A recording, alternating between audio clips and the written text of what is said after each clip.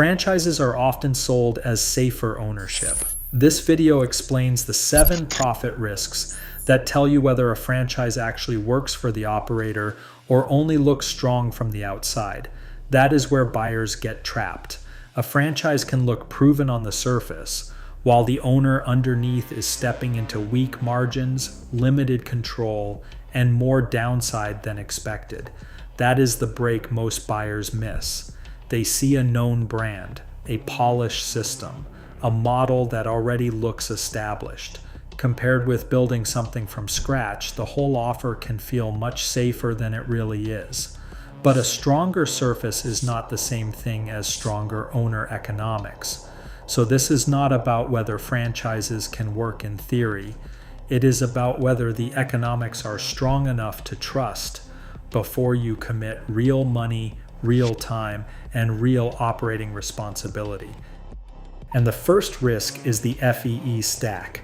Most buyers do not judge the franchise by the real owner economics. They judge it by the surface economics. They hear the revenue story. They look at what the location might sell, and they treat that as proof that the business is strong. But revenue is not the protection. What matters is what is left after the full structure takes its share. That starts with the obvious costs: the upfront franchise fee, the cost of getting the unit open, fit out, equipment, signage, opening inventory, and working capital. But the bigger trap usually starts after launch. That includes royalties, marketing contributions, required systems, software, compliance costs, training requirements, and platform fees. And that is before the operator even deals with rent, labor, insurance, maintenance, spoilage, repairs, and the normal friction of running the site. So the business can still look attractive at sales level while the owner economics are already much weaker than they appear. If the economics only sound strong before those layers are counted properly, then the business is not strong. It is just being judged too early. And that leads straight to the second risk. The location itself may never have worked well enough to carry the structure built on top of it. A strong brand can help bring attention. It cannot rescue weak unit level economics. If rent is too heavy, if traffic assumptions are too optimistic, or if local demand was never strong enough to support the full cost structure, then the operator starts from a much weaker position than the brand presentation implies. And this is where a franchise becomes dangerous. The site can still get approved, the system can still grow, the fee can still get collected, the location can still open looking polished and credible. But if the unit level economics were weak from the beginning, the operator is the one who discovers that after the commitment is already real. That is why the brand is strong, is not serious protection on its own. The site still has to work locally. Rent still has to make sense locally. Customer flow still has to make sense locally.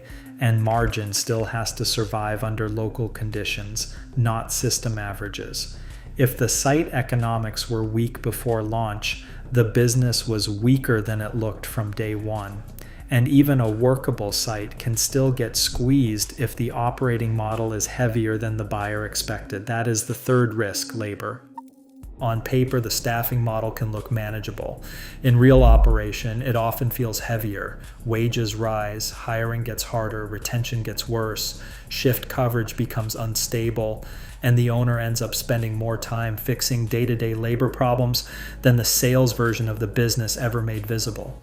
That matters because labor does not just raise cost, it also makes the business harder to run well. Service quality can slip. Standards get harder to maintain, managers get stretched, the owner gets pulled back into problems that were supposed to feel more systemized than this. A busy unit with a labor structure that stays expensive can still be a weak owner business. The store can look alive, the operator can still feel squeezed. And that squeeze gets worse when labor pressure combines with royalties, rent, supplier cost, and all the other fixed burdens already taking their share. So the real question is not whether the labor model works on a calm spreadsheet. It is whether the business still leaves acceptable owner economics when labor becomes harder, slower, and more expensive than expected. If the answer is no, then the franchise is much less resilient than it looks. And if the owner is under pressure, the next question matters even more. How much control do they actually have when things start tightening? That is the fourth risk. A lot of franchise buyers misunderstand what support really means. From the outside, the system can look protective because the brand controls so much.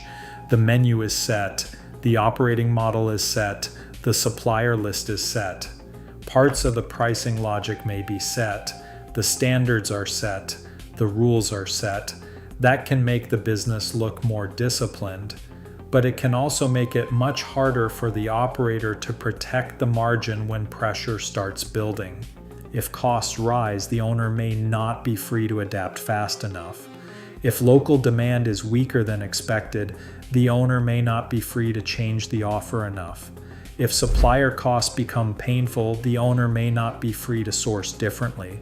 If the economics tighten, the operator can end up carrying the downside while the system keeps control over many of the tools that would normally help protect the business. That is the structural trap. The buyer thinks they are getting a safer model because more of the system is already decided. But when the pressure becomes real, that same structure can leave the operator with less flexibility exactly when flexibility matters most. A business is weaker than it looks when the owner is carrying local risk but does not have enough real control to defend the margin once conditions start turning against them. Even when the owner accepts that trade, the cost structure can tighten further in ways that are hard to escape. That is the fifth risk, supplier control. This often gets presented as one of the strengths of franchising. Approved suppliers, standardized inputs, consistent quality, cleaner system-wide control, and sometimes that really does help the brand, but it does not always help the operator enough. Because the same supplier rules that protect consistency can also lock the owner into costs. They cannot escape when the economics start tightening. Ingredients can cost more than expected, and packaging can cost more than expected. Required systems and approved inputs can keep the business compliant while making the local margin much harder to protect. The buyer is not just inheriting a brand, they are inheriting a cost structure. If that cost structure becomes heavier while local demand stays ordinary, labor stays expensive, and rent still needs to be paid, the business can start feeling much weaker than the sales version ever suggested. The same problem can apply to marketing contributions. A buyer may hear that the system-wide marketing spend is a major strength, but the real question is not whether the brand is being promoted. The real question is whether those costs are improving local owner economics enough to justify what they keep taking out of the business. If the operator is locked into supplier and system costs that protect the brand more than the margin, then the franchise is weaker than it looks. And that is why the next mistake is so common. Buyers see movement and assume the economics underneath must be fine. That is the sixth risk, false proof. The business looks busy, so the buyer assumes the economics must be working. That is a dangerous shortcut. Visible activity is not the same thing as strong owner profit. The location can look active, customers can be coming through, orders can be moving, the brand can feel real in the market, and the operator can still be running a business that leaves much less room than expected once the full structure takes its share. That is where a lot of franchise buyers get misled. They treat movement as proof. They see demand and assume the margin must be there underneath. But a business can look alive and still be economically tight. Here is what that looks like in practice. The unit is busy enough to look legitimate. The kitchen is moving. Orders keep coming in. But labor is heavy. Rent is heavy. Delivery volume brings weaker economics. Fees keep taking their share. Small operating problems keep showing up. So the owner is working inside a business that looks stronger from the outside than it feels from the inside. That is why serious buyers should never confuse a busy location with a strong owner business. The real test is not whether the store looks active.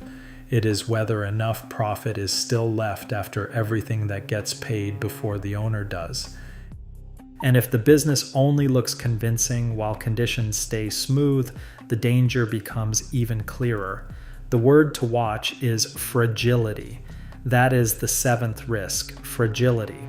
A lot of franchise models look acceptable when the assumptions are smooth. Traffic is close to plan. Labor behaves reasonably well. Costs stay manageable. The location trades at a decent level. Nothing goes badly wrong for too long. Under those conditions, the business can still look convincing, but that is not a serious safety test. The real question is, what happens when conditions become slightly worse than expected, not catastrophic? What happens when traffic is softer for longer? What happens when labor stays expensive? What happens when the mix shifts in a way that brings volume but weaker margin? What happens when equipment issues, downtime, staffing gaps, or local weakness keep showing up together instead of one at a time? That is where a lot of buyers discover they did not buy a resilient business. They bought a business that only looked acceptable under optimistic assumptions, and that is a major difference.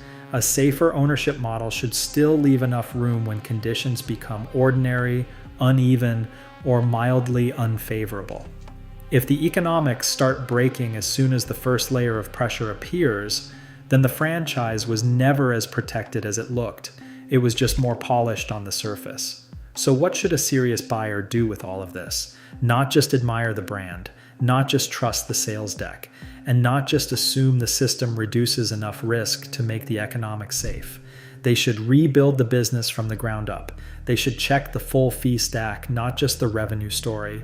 They should test the local site economics, not system averages. They should model the business under normal conditions and slightly weaker ones, not ideal ones. They should ask how much pricing flexibility the operator really has. They should test supplier rigidity, labor pressure, and downside behavior.